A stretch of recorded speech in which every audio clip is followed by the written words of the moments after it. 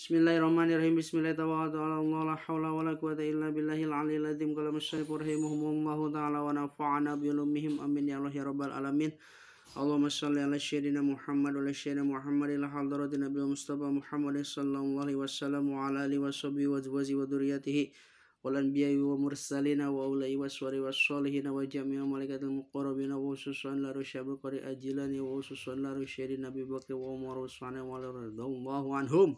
Ususun laruhi musannifu kitab Fathul Qorib al-Mujib al-Imam al-Alama Ahmad bin Husain as-Sahir bin Abi Sujai rahimahumullahu ta'ala wa nafa'a biulumihim amin ya Allah usulimu primusi syiratimu wa mu'minina wa mu'minatul muslimin wa muslimat al-ahiyai minhum wal amat salahumul fatihah.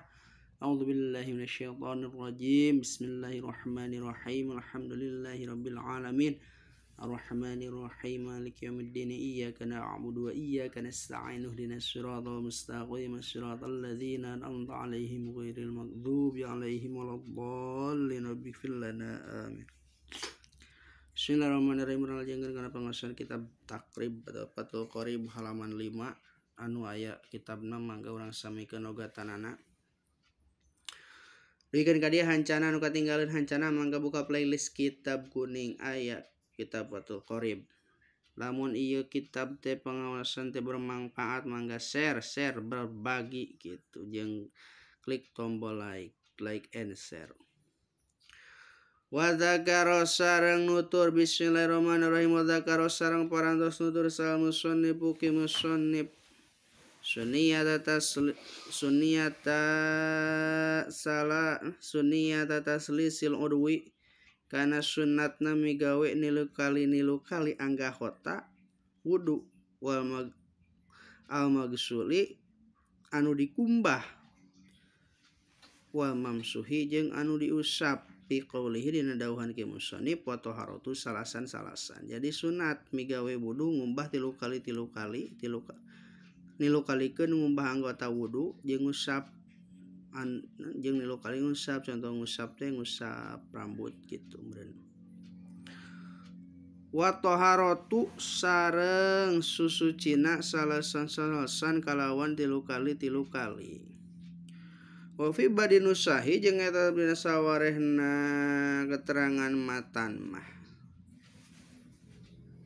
Wa tiqraru jeung ari ngabulak-balik ailil magsuli tegasna kana anu dikumbahna wal mamsuhi jeung anu diusapna. Wa mualatu jeung ari sunatu anu salajengna teh al mualatu eta tuluy teh wa atap. Wa yu'abbaru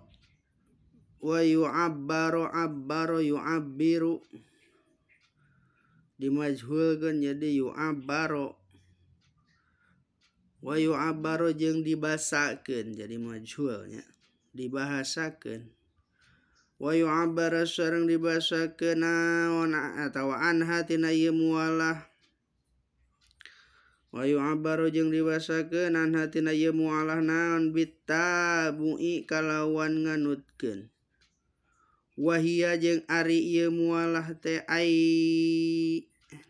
innal hawa wahia jeung ari ieu mualah teh anna layah sula eta yen henteu hasil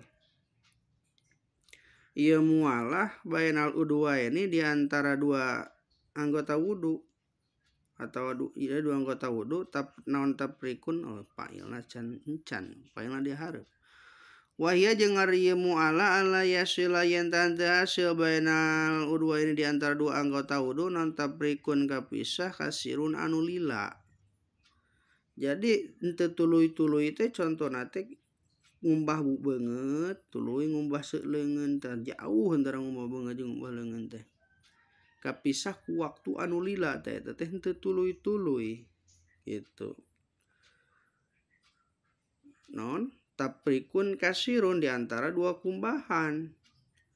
bal yutoharu balik tadi bersihkeun non al udu anggota wuduna ba'dal udwi dina sabada anggota anu sejen tah kunaon kitu ngumbah beungeut geus beres ngumbah beungeut teh tutuluykeun kana ngumbah anggota-anggota anu sujud anggota-anggota anu sejen bihaisul yajib pak ukuran kalawan sakira-kira ulah kaburu garing naon al magsulu anu dikumbahna ulah kaburu garing saukuran teu kaburu garing anu dikumbahna eta tuluy-tuluy masih kena basih teh kitu sakeun itu contohna teh qoblahu dina sabadana dikumbah gitu atau qoblahu dina sabadana ngumbah anggota sejen nu sejen ngumbah anggota wudu anu sejen ma'ayati dalil hawai sarta karena mejeunna hawa jadi hawana teh teu tiis jeung teu panas sedang lamun panas tereh garing meureunnan lamun tirisna lila garing tapi ieu mah dina hawa anu keur biasa-biasa santai tah anggota wudu urang teh masih kene baseuh antara ngumbah beungeut jeung ngumbah suku teh eta masih kene tuluy-tuluy di mana-mana geus garing gitu atawa rada garing eta teu tuluy-tuluy kawawan kapisah anu lila wa mizahi jeung weujeuna watek wa zamani jeung weujeuna waktuna wa idza salasa jeung di mana-mana nilu kali itu si mutawaddi fal i'tibaru mangka ari anu diitungna bi akhiri ghuslatin eta anu akhir kumbahan jadi anu dihitungna teh lamun urang ngumbah wudu 3 kali teh eta anu akhir kumbahan wa innama tundabu jeung pastina disunatkeun naon al muwaladu tuluy-tuluy bi ghairi wuduin dina salian wudu nah bi ghairi wudu'i sahibi darurati itu 4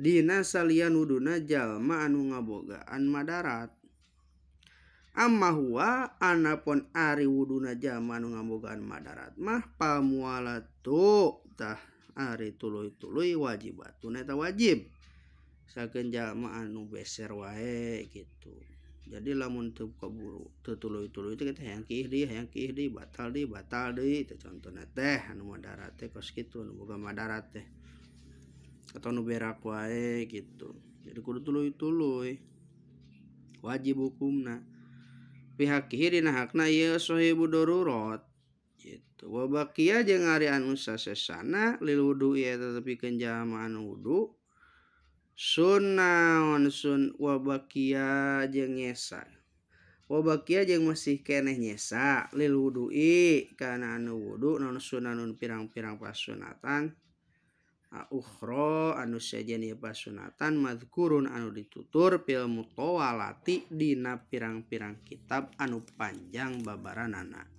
jadi pasunatan wudu teh masih kena seueur dibahas dina kitab-kitab anu panjang babaranana jadi ditakrifna sakitu wae pasunatan wudu teh pasun fil istinja'i sakitu heula ke dilajengkeun wallahu a'lam bishawab.